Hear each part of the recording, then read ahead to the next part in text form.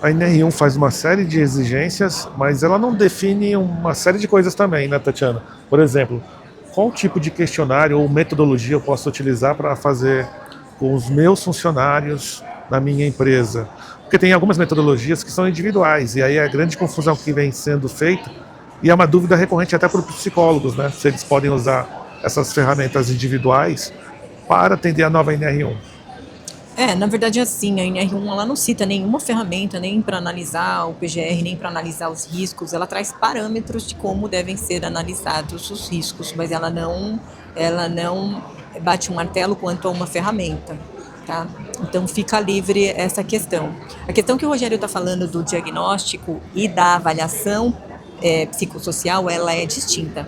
A avaliação psicossocial pressupõe que um grupo de trabalhadores serão analisados, assim como a metodologia que a gente utiliza para analisar os riscos dentro do PGR, incluindo os psicossociais. Análises diagnósticas dizem respeito aos indivíduos. Então, nós, da área de segurança do trabalho, não vamos fazer análises psicossociais de indivíduos que pressupõem diagnósticos por psicólogos, e sim análises de grupos de trabalhadores que estão expostos aos mesmos riscos psicossociais, se é assim que a gente pode dizer. Então, é importante. É óbvio que quando a gente for fazer análise, e nós já fomos questionados acerca disso, eu tenho tantos funcionários, mas eu percebi que um respondeu assim, assim, assado. A análise ela é feita dentro do conjunto, então a média do risco vai ser dentro daquele conjunto de funcionários que foi feito. Se houver observância de indivíduos, os indivíduos serão tratados pelo médico do trabalho. Então, o médico do trabalho vai dar esses direcionamentos da parte de saúde individual, que ele é o único capaz de dar direcionamentos de diagnósticos, assim como os psicólogos também. Tá? Então, vamos separar muito bem essa questão para que não hajam dúvidas.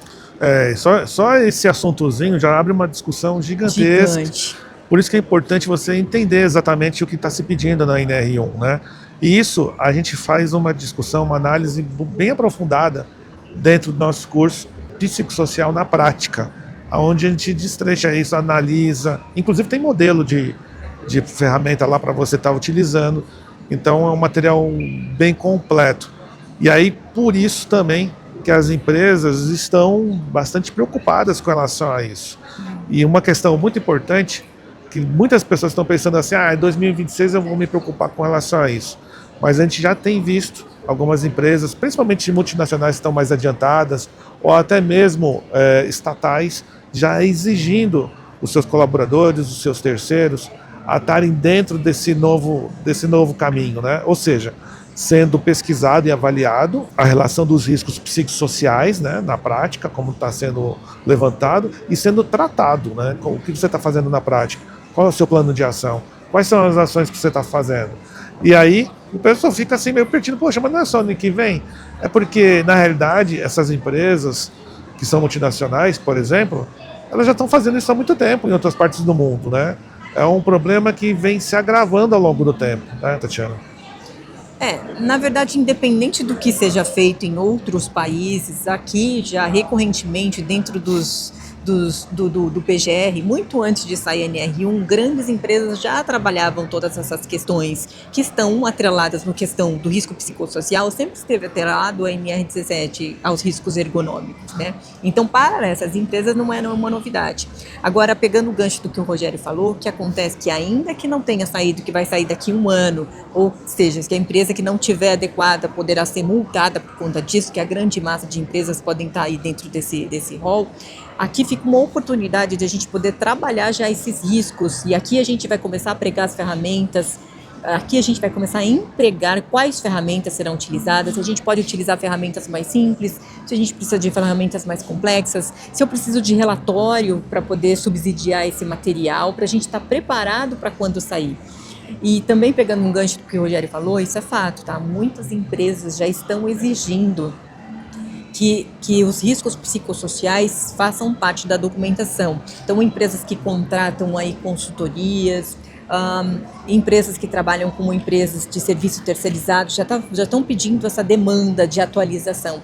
E é justamente para poder, antes de vir essa questão da multa e da fiscalização, já ir se preparando com todas essas questões. E lembrando que esse é um período muito importante para a gente poder fazer esses testes. E a gente, enquanto profissional, tem que ter responsabilidade com os riscos psicossociais, assim como a gente tem com os demais riscos. Então a gente não pode nem subestimar os riscos, nem superestimar os riscos. Tá? Então a gente não pode de forma alguma prejudicar as organizações, e sim fazer análises dentro dos critérios que estão sendo pedidos dentro da NR1. Então, como está falando, então indo para a parte mesmo interna, né, da legislação brasileira, a questão ergonômica já sempre levava para essa questão dos riscos psicossociais.